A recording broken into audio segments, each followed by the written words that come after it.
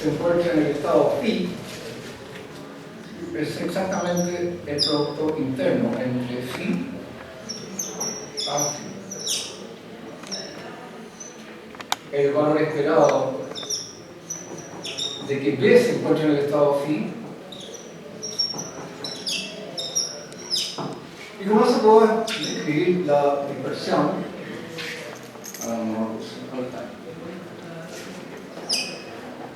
Puedo escribir, eso es la raíz de la varianza, ¿no es cierto?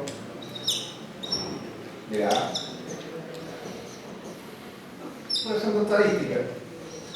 Tengo que asegurarme que en realidad esto sea una esperanza, etc. Pero esa es la idea general. Entonces uno puede demostrar, por ejemplo, que la desviación estándar del operador A, dado que está en el estado phi, multiplicada por esta desviación estándar, es mayor o igual que este numerito que está acá, porque esta es la esperanza de que este operador nuevo se encuentre en el estado phi. Pero recordemos que dijimos que estos dos eran los comunes. Esto es un número real y esto también es un número real. Entonces, si uno observa esto, fíjense, esto es distinto del cero, dado que esto es una conmuta. Eso significa que esto para uno, por ejemplo, me dirá que sigma phi de A o sigma phi de B es mayor o igual que un medio. Y significa lo siguiente: si tengo una gran precisión en las medidas que tomo, en la dispersión de las medidas que tomo del observable A, por ejemplo la posición, es decir, este numerito debe ser muy chico, muy cercano a cero, la única manera de que esto sea mayor o igual en un medio es que esta dispersión sea muy grande. Y viceversa. Si las medidas de las dispersiones de este observable que están aquí son muy pequeñas, es decir, tengo mucha seguridad en los valores que estoy obteniendo respecto del promedio general, entonces los valores de esta dispersión deben ser muy grandes. Es decir, tengo mucha seguridad en las medidas que realizo sobre un objeto, sobre un fenómeno, y tengo mucha dispersión respecto del otro. Eso lo decíamos principio de incertidumbre. Sé mucho acerca de una cosa, pero saber mucho acerca de esa cosa implica que sé poco respecto a la otra. Esto es muy general. ¿Con cuántos de estos principios básicos matemáticos derivamos esto? Con estos dos que están acá.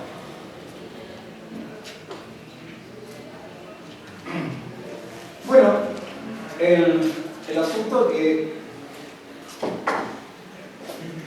estuvieron representados las partículas elementales como el fotón o los electrones por funciones de onda, y además se comportaran como corpúsculo y como onda, un gran revuelo en esa época, y además un debate muy interesante. Esto no es una cosa fácil. La gente suele pensar que la ciencia es una cosa lineal, en donde no hay discusión, en donde hay acuerdos, y la verdad es que eso es lo menos que hay. Los experimentos tienen que ser repetidos miles de veces en distintas condiciones, y la discusión es muy ardua. Por lo tanto, no es que un conjunto de personas se reúnan y decidan que la realidad es de una u otra manera, es la realidad la que impone las condiciones finales. A este señor no le gustaba mucho la teoría cuántica, es un determinista en algún sentido, y lo que hace es describir, es obtener una ecuación, Erwin-Schrödinger, para la evolución de la ecuación, pero no de la evolución de una partícula, sino de un paquete de partículas. Es decir, esta función de onda que está aquí es un paquete de partículas. Todavía estamos con la definición de la función de onda.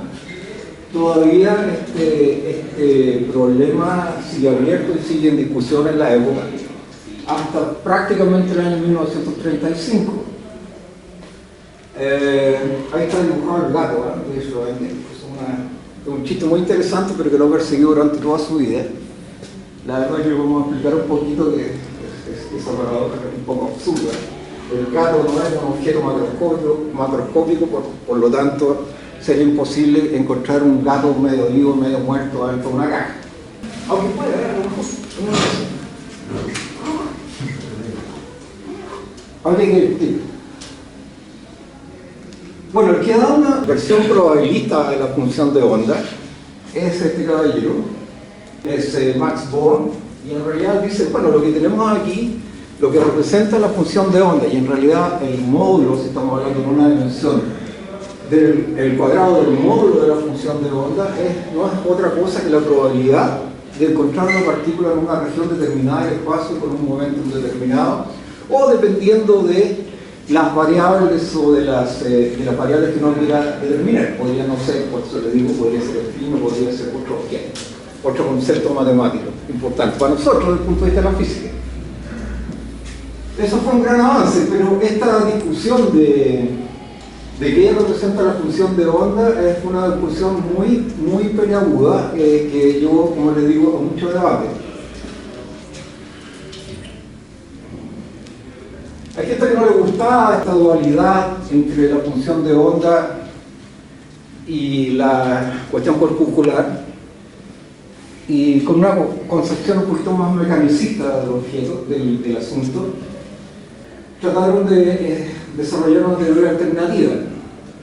Ahora, yo quiero decir que estas teorías alternativas no están completamente desechadas. Es decir, una cosa es que uno, cuando se desarrolla una teoría, la mayoría vaya por una línea, pero eso no quiere decir que la mayoría vaya por una línea que las otras alternativas queden fuera de carrera. Todavía se estudia esto de la onda guía de Broglie, y después vamos a ver de alguien más, porque resulta muy interesante. Hay experimentos actuales que tratan este mismo tema y es, en algún sentido, es una teoría de variables ocultas, ya vamos a ver lo que es eso, y es muy interesante ver lo que sigue. ¿A qué se refiere la teoría esta de la onda guía? Cuando cae una gota de agua sobre la superficie del líquido, recuerden que se producen ondas. Entonces, si uno viera la partícula elemental como una gotita que va cayendo sobre el objeto, tenemos una partícula tradicional de la mecánica clásica y una onda que la acompaña.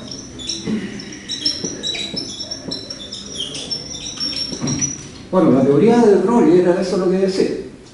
Tratemos de describir esto probabilísticamente. Y un poquito eso es lo que se ve. O sea, si uno quisiera ser filósofo y dijera qué es en sí la partícula, bueno, podría decir, miren, me pasé. Disculpen. Podría decir, mire, en realidad parece razonable que el objeto que nosotros llamamos partícula y que tiene este comportamiento dual sea algo como esto que está acá.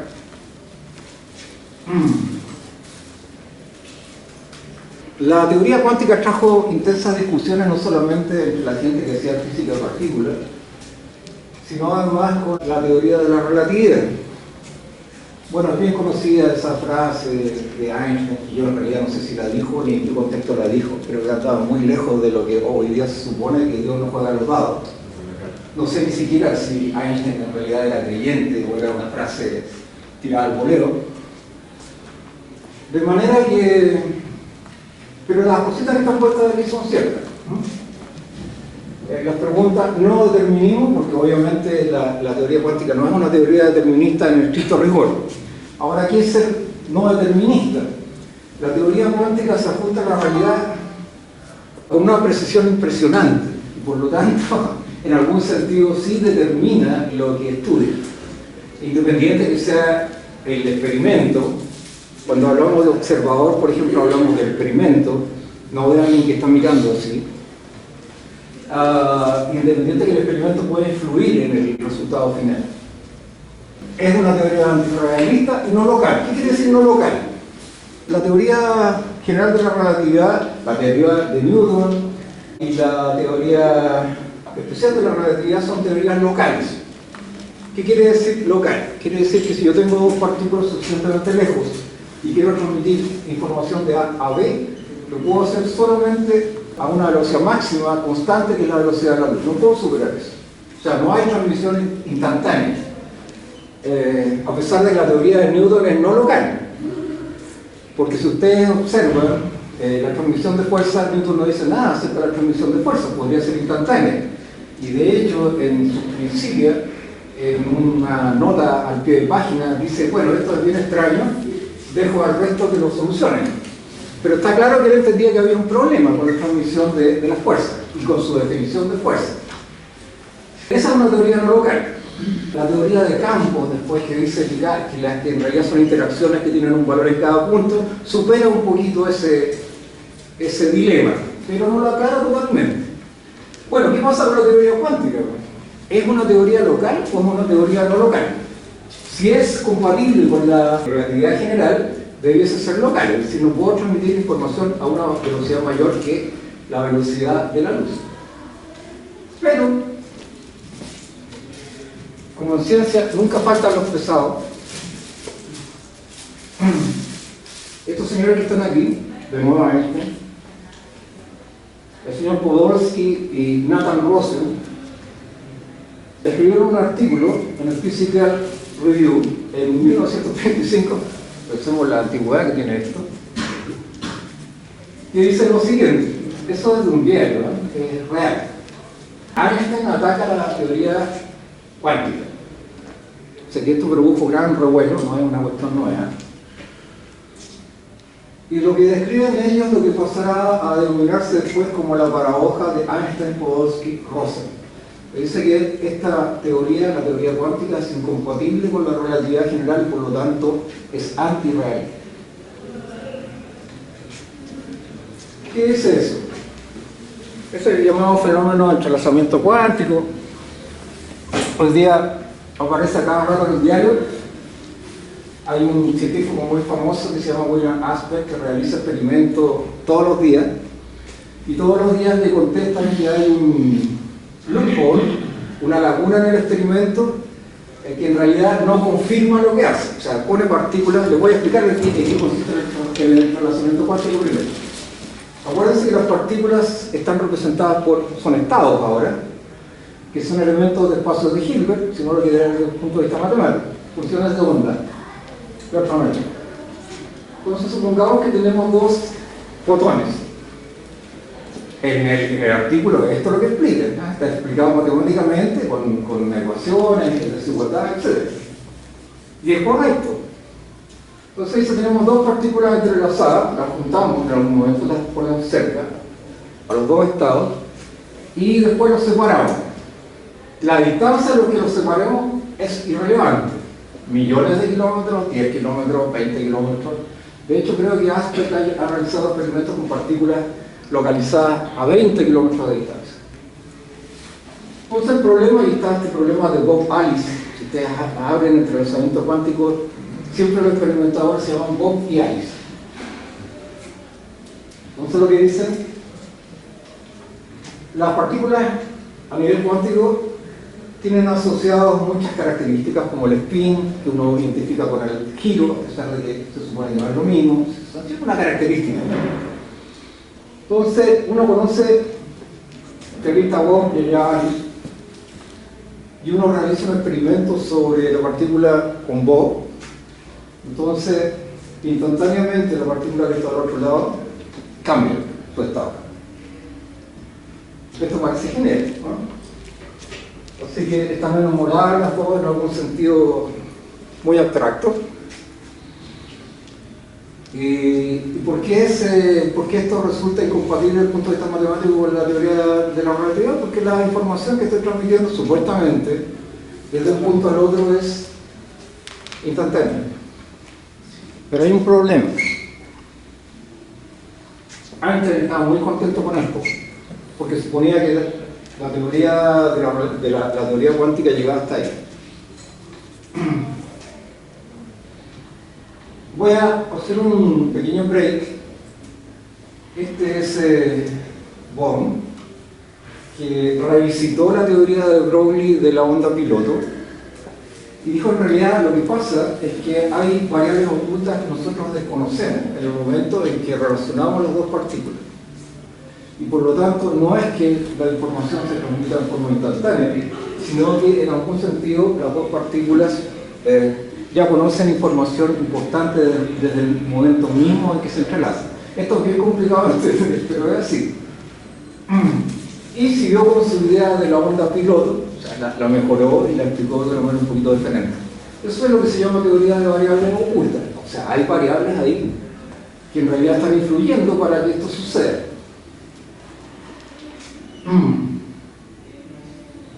Este caballero, que también es muy importante, se llama John Bell,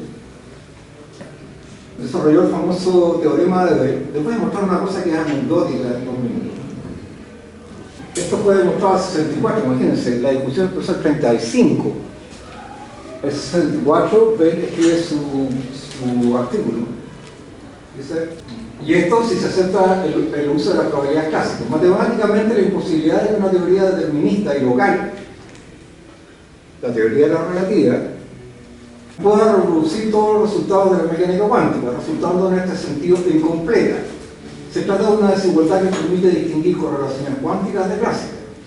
En otras palabras, las correlaciones entre partículas determinadas por la mecánica cuántica son incompatibles con una teoría local de variables ocultas. Es decir, la mecánica cuántica no tiene nada que ver con localidad y las dos teorías son entre sí radicalmente diferentes, lo cual establece una especie de pausa en la disputa.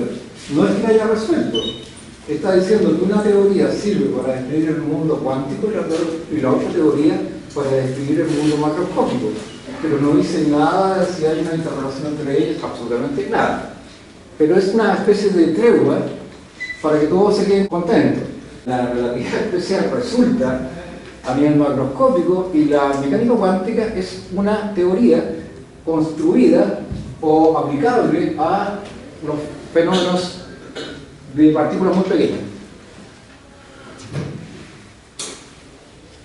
Ahora, cualquiera que escucha eso muy raro dice, ya raro esto, o sea, como que haya una especie de vuelta o de giro extraño para ocultar un problema que en realidad existe. Fíjense, yo les dije que la teoría de Bohm, que en realidad la teoría de Broglie mejorada, es una teoría que todavía sigue siendo válida, no está refutada. Podría ser una teoría exitosa en el futuro. Lo que le hace ruido a Bohm es que durante mucho tiempo las personas que construyeron o que ayudaron a crear lo que nosotros hoy día entendemos, hasta desde el punto de vista matemático, incluido John von Neumann y otros egregios personajes de las matemáticas y de la física, nunca hayan mencionado ni hayan hecho una crítica directa a la teoría de Bohm desde el punto de vista científico, sino siempre sus argumentos fueron más bien ad hominem respecto de Bohm. Es decir, la teoría era irracional, que era esto, bueno, pero si uno está haciendo ciencia lo que tiene que decir es por qué la otra teoría tiene que ser descartada. Ninguno de los argumentos que se dieron en esa época, y yo no estoy a favor ni en contra, son suficientes para demostrar que la teoría de Bohm es una mala teoría, ni a favor ni en contra. Bueno, parece que el gusto aquí jugó un rol importante y por otro lado la práctica. La práctica de la teoría cuántica es notable, o sea, debe ser una de las teorías más exitosas de la historia. Toda la física de partículas elementales está construida sobre la teoría cuántica y tiene una característica impresionante. Es capaz de predecir fenómenos. Es decir, con mecánica cuántica podemos predecir la existencia de una partícula que no conocemos, podemos buscarla experimentalmente y encontrarla. Una de las teorías, insisto, más completas del ser humano de los últimos 50 años es precisamente la teoría estándar de la física cuántica. Este descubrimiento del famoso bosón de Higgs, que en realidad no es un Higgs, sino que parece que son 2 Higgs, pero da lo mismo. Buscar una cosa a la 10 elevado a la menos 16, ustedes me dirán que no es sorprendente, es sorprendentísimo. Es decir, tratar de ver algo que es imposible de ver con los ojos o hacer experimentos con la mecánica clásica normal es notable. Una cuestión diferente es que uno tiene que construir un acelerador de protones y no sé cuántos miles de millones de euros cuesta, pero se puede. Bueno, y en realidad esta es la teoría, dice esto a propósito del entrelazamiento cuántico. Esto fue el año 82, es el No Cloning Theorem, fue demostrado por estas personas que están acá. Miren, eso no lo puedo pronunciar porque es polaco y esa letra no... No, en serio, no, ese idioma críptico absoluto. Estas personas determinaron que para la información emitida desde un lugar, para que una llegue a otra como copia perfecta del original, es necesario que ésta sea esencialmente transmitida en forma clásica.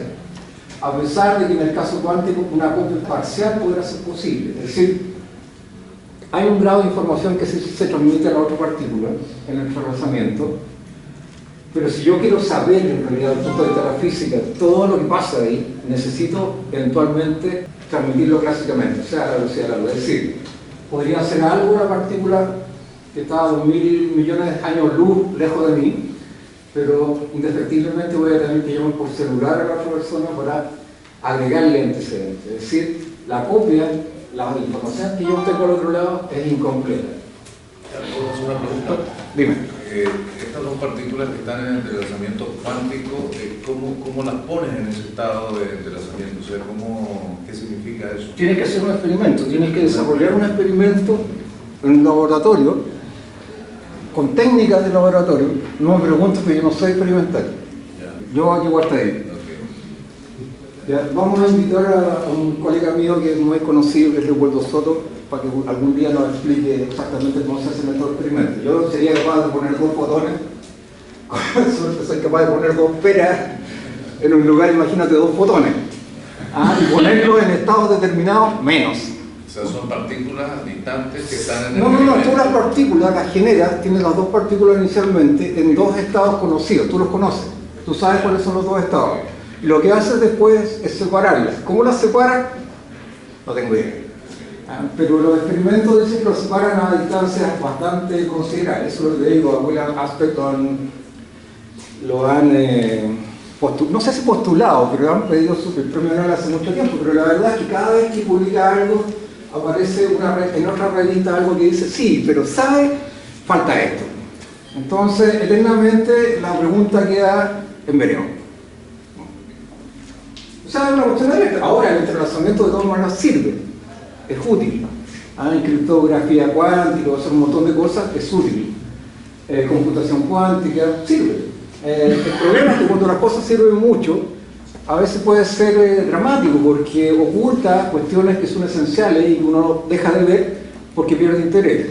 O sea, por ejemplo, la teoría copernicana del universo puede haber sido muy interesante durante mucho tiempo y a lo mejor da resultados en muchas cosas. Afortunadamente hubo gente que, bueno, además de encontrar algunos baches en la teoría y en la práctica, se dedicaron a estudiar, pero piensa tú todos los siglos que dominó ese concepto del mundo. Entonces no es difícil que en esto pase lo mismo. Las teorías son todas temporales, no hay teorías finales, por lo menos hasta ahora, sino que son cosas que deben ser mejoradas, son parte de otra teoría más grande o sencillamente están equivocadas y son modelos fenomenológicos de la realidad que no describen realmente lo que el fenómeno es o lo describen parcialmente. Bueno, pero esta ya es como sería un poco tranquilo, lo de la relatividad y los cuantistas. El único problema es que sigue sin ser coherente esta relación entre mecánica cuántica y relatividad en muchos aspectos de la física. Estos son los famosos droplets. Se hacen experimentos ahora sobre los droplets. Estos son equivalentes a la onda guía. ¿Ya? Estos son objetos, ¿no es cierto?, que permanecen en esta situación, ¿sí? Están sobre un líquido y se están moviendo e interactúan entre ellos como si fueran partículas. Y tienen comportamientos bien interesantes. Si a alguien se le ocurre, generalmente un tipo de líquido muy especial, esto no pasa con agua. Este es el gato medio vivo, medio muerto. Esa es la ecuación de Schrödinger típica, ¿no es cierto? Entonces te dicen, si el gato está encerrado, fíjense, si uno considerara que en realidad el problema, si el gato estuviera metido en esta caja,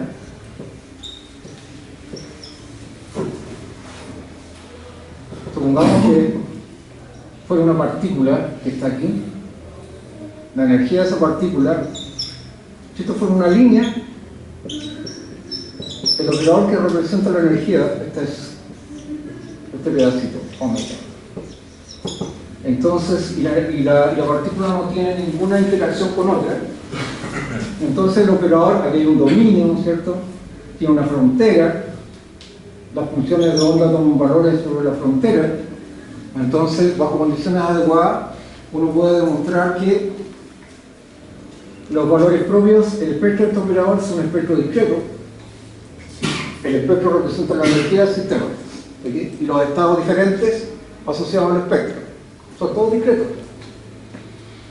Entonces, si el gato está adentro, ocupa uno de esos estados. ¿Cuál? No tengo idea, tengo que abrir la caja para mirarlo.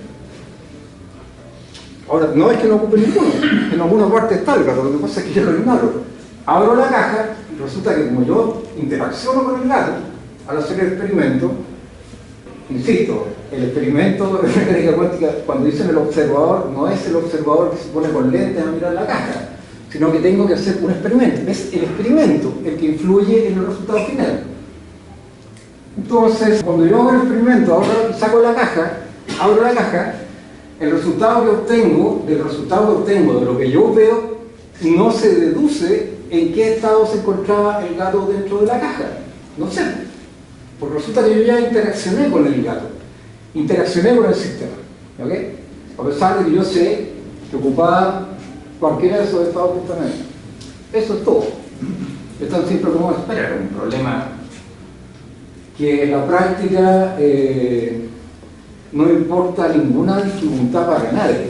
Al final, la mecánica cuántica, para las cosas prácticas, desde el punto de vista de la física de partículas, es absolutamente útil.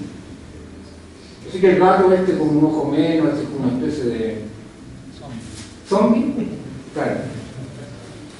Es un poco absurdo, y además no sé por qué con un gato, tipo... Esto es precioso, ¿eh? No él.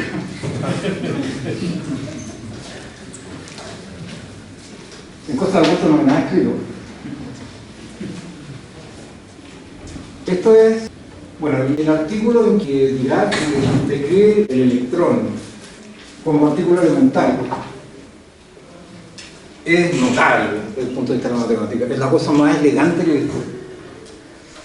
Porque todas las características del electrón las va derivando de la estructura matemática que impone. Y la estructura de matemática que impone, la impone usando consideraciones absolutamente relacionadas con la realidad objetiva, es decir, con el experimento.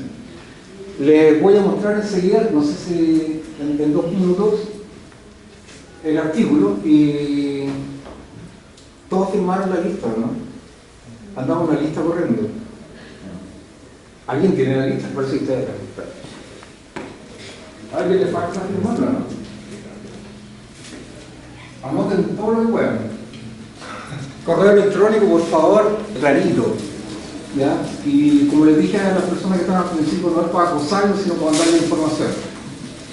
El artículo que él escribe es una oda a la elegancia, y a pesar que dice que las matemáticas no son igual a la poesía, la verdad, honestamente, que su artículo es poesía. Si uno lo lee y sabe matemática, es maravilloso, porque es simple. Es como cuando uno alumno, ¿cierto?, está haciendo la prueba, está contestando preguntas y se da cuenta que el problema es simple cuando le embarró o cuando le entregaron la pauta. Bueno, está igual, uno lo lee y lo halla simple, pero a nadie se le ocurrió antes. Es decir, es espectacular. Su teoría fue capaz de describir o de descubrir una partícula elemental que era el positrón, es decir, la antipartícula del electrón. Es decir, de sus ecuaciones se deriva la existencia de una partícula. Y prácticamente todas las cosas que hoy día conocemos en física de partículas han sido descubiertas así. Ustedes tienen el modelo, no se descubren a priori. Es decir, no voy a ir al experimento y descubro la partícula. A veces ocurre. Pero como les dije, toda la física de partículas elementales está sustentada en una teoría preciosa. Toda sustentada en la mecánica cuántica, que tiene contradicciones fundamentales, contradicciones entre comillas, con la teoría de la relatividad. Esa es la ecuación para el electrón, la más simple. Estas cosas de aquí son matrices, que cumplen ciertas características, que tienen ciertas reglas de conmutación especial. Y esas reglas de conmutación especial tienen que ver precisamente con el comportamiento del electrón. En un estado no puede haber dos partículas, dos electrones juntos, nunca. Los electrones no son gregarios, son aislados. Forman un tipo de partícula de naturaleza que se llaman fermiones, y las otras, como los fotones, son gregarios, que juntan la orgía y están todos juntos, eso se llaman bosones. Esos son los dos tipos de partículas que tenemos. Bueno, entonces, ese famoso spin es un medio. Si uno relacionara el giro de un objeto macroscópico con el spin, sería equivalente a decir que el electrón necesita moverse 180 grados para volver a su estado inicial. O sea, como yo me doy una vuelta hasta la mitad nomás y volví a ser Marco Corgini. Y ustedes dirán, oye, pero eso no es una pregunta interesante, porque eso es un número nomás. En realidad es un número, el spin es un número, esa es la verdad. Y la pregunta es si es un giro o no es un giro, que podría parecer la pregunta de un filósofo. No es la pregunta de un filósofo, es una pregunta de físicos. Los físicos se preguntan si en realidad esto es equivalente al giro como lo entendemos nosotros o no.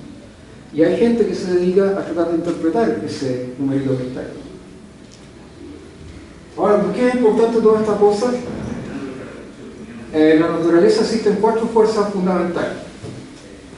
¿Cuáles son? La gravitación. ¿Cuál es más? Pues la que estamos aquí, el electromagnetismo, la interacción electromagnética, las débiles y las fuertes. ¿Qué hacen las débiles? Mantienen electrones. Las débiles tienen que ver con la desintegración nuclear y las fuertes tienen que ver con mantener a los protones, neutrones, ¿no es cierto? Y a los quarks adentro de los protones y electrones pegaditos. ¿Qué es una interacción? ¿Alguien me puede decir qué es una interacción? ¿Cómo se median las interacciones? Son 4, ¿no es cierto? Acabo de nombrar 4. ¿Cómo interactúo yo con ustedes? Bueno, soy un objeto macroscópico, no se nota. Pero la interacción electromagnética, ¿cómo se media? ¿Alguien sabe? Por fotones. La interacción fuerte, la que mantiene unidos los quarks, los mantiene confinados. ¿Qué es lo que hace que se mantengan confinados? ¿Quién sabe? Otras partículas, ¿saben cómo se llaman? Gluones. Están interactuando entre quarks. La débil, bueno, están unas partículas que se llaman W y Z. Esas logran que la materia se desintegre. ¿Cuál es falta? La electromagnética. ¿Cómo se interactúa electromagnéticamente? ¿Qué es lo que ve uno cuando ve la luz? Perdón, los electrones ven luz, los fotones. Entonces, todas las interacciones en la naturaleza que nosotros conocemos, al menos están mediadas por partículas. Es decir, es interacción de partículas. En el caso del electromagnetismo, fotones, en el caso de la interacción de las W y las Z, en el caso de las fuertes, los gluones, y la gravitacional. Pero el gravitón es una partícula hipotética. Todavía no sabemos, nadie ha encontrado un gravitón. ¿Por qué? ¿Alguien sabe por qué no? La energía que se necesitaría para detectar un gravitón es tan grande que eventualmente, en este momento sería imposible detectarlo. Se presume, no tendría por qué no suceder, que como las otras interacciones también sean mediadas por una partícula. Tú me haces una pregunta, ¿no? Era con lo mismo, así que ya la respondí. Ah, ya. Estamos entrelazados cuánticamente.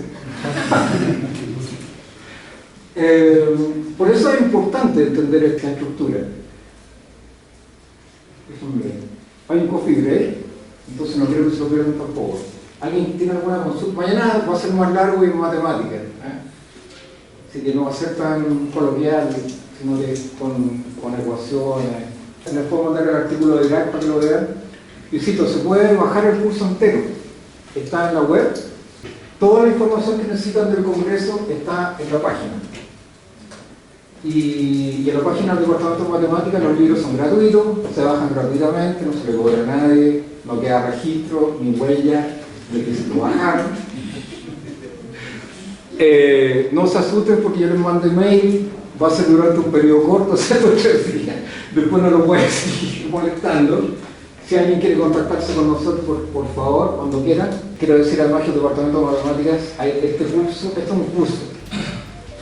Lo vuelvo a repetir, esto se hizo el verano del 2017, fueron 2 semanas y era de 8 y media de la mañana hasta 5 de la tarde, entonces es largo. Hay que resumirlo, o sea, yo lo que hice es tratar de resumirlo, pero si alguien lo quiere ver largo, completo, está todo grabado en video en YouTube. El canal digital del Departamento de Matemáticas, no sé cuántos tiene ya, 200 videos entre coloquios, lo que ustedes quieran ver. Hay de todo, como les digo, es gratuito, la idea es promover la academia y la cultura. Y solo eso, agradecerles que vengan al curso. Así que muchas gracias y nos vemos mañana a las 8:30.